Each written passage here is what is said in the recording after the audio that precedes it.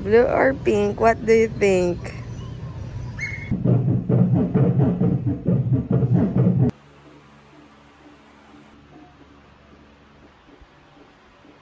One, two, three, go.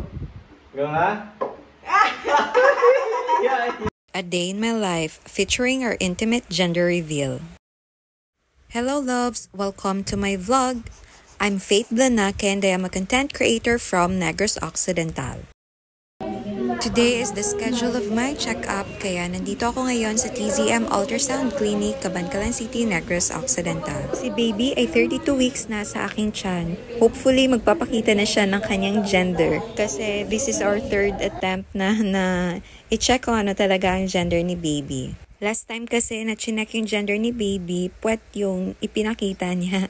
And nung other ultrasound naman, tinakpan niya ng kanyang legs.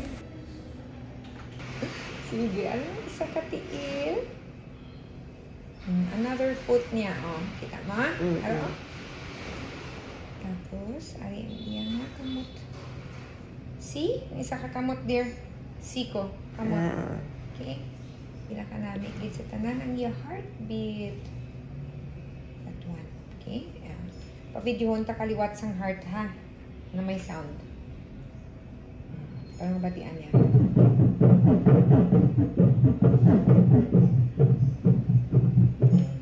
Kita mo ta? Good. Saan ka doon? Yeah, thank you, Doc. Finally, ipinakita na ni baby ang kanyang gender. Pero sa ngayon, hindi ko pa alam kasi pinatakpan ni Doc ang aking mata.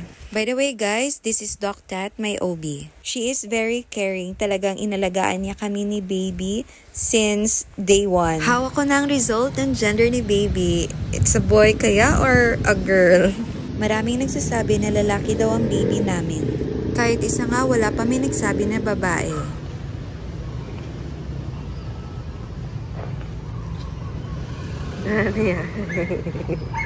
Blue or pink? What do you think? It's a boy. It's a boy. Yeah.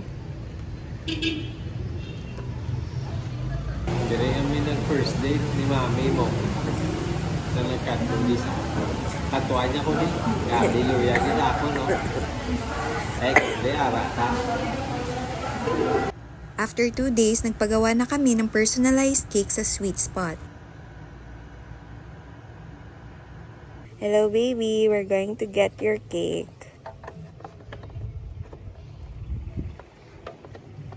While waiting, video muna si Mommy. Kukuha kami ng cake. Thank you, good sir. Thank you, good. It's a boy or a girl? Dad. Oh, ka-cute. Yeah. Wait lang. Nung dumating kami sa bahay, nag-ayos agad kami guys para sa aming gender reveal. Ito pala yung pakiramdam na i-surprise ang sarili. Huy! Ang unang plano namin para sa gender reveal is to have a family lunch. Kaso late na kasi namin nalaman yung gender ni baby, kaya nag-decide na lang kami to buy a personalized cake. And tada! Ito na yon.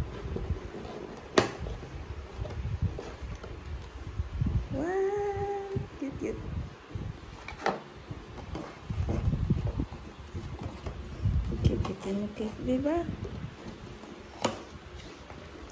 Alam niyo ba guys, hindi pa ako buntis, meron na kaming names na pinrepare para sa magiging baby namin. Kung lalaki, ang pangalan niya ay si Rafael Axel at kung babae naman, si Yana Kay. Excited na kami malaman kung si Rafa ba o si Yana. Ito palang latest na ultrasound ko pero hindi pa dyan makikita ang gender kasi nasa envelope pa. To our first baby. We're over the moon when we knew we're pregnant. Did you know that mommy and daddy prayed to have you? Yes, we did. Praise God, He answered. God is so gracious that He gave you to us. Indeed, you are our answered prayer and you are our greatest blessing. We're grateful and honored to be entrusted a precious soul, you. Beautiful baby, whatever your gender is, mommy and daddy love you. Nothing can change that.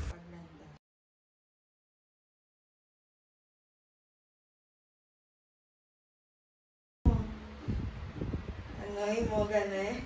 Boy. Hindi magtulog gani. Hindi yung may basa hindi ko makuha. Hindi gani magtulog. Dili gani. Okay. Sige, ikaw ano? Ikaw choreographer. Oo, ah. Hindi gani tulog. Oo.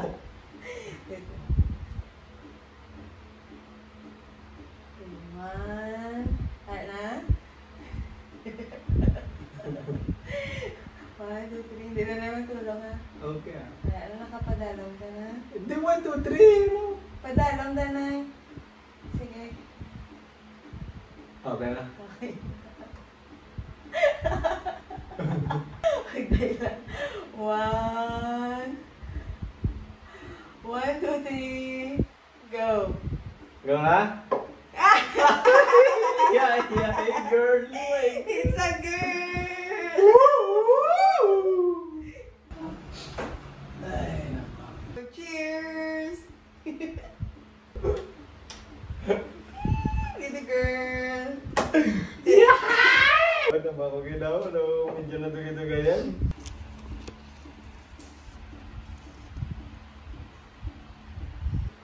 I'm a girl. Ayo. Ano? Ganda. Ganda. Ano? Our baby is a girl, so we are going to name her Yana K.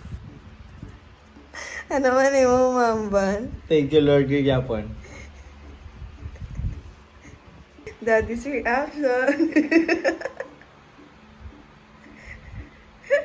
Diba? Yana is a girl's name that is Hebrew in origin. It means God is gracious and He answers. K is a name of Japanese origin. K can mean reverent, blessing, or favor, which can remind us to appreciate all the good things that life brings.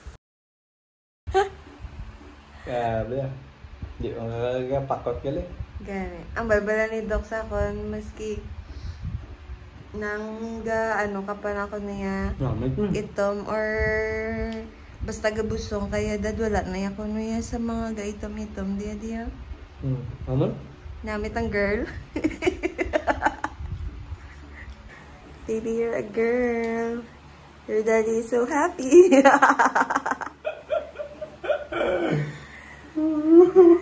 Bye, kagit marami ko laki ka na. Thank you. Thank you, Lord. Love you, baby. Yeah, baby girl. Love you, daddy.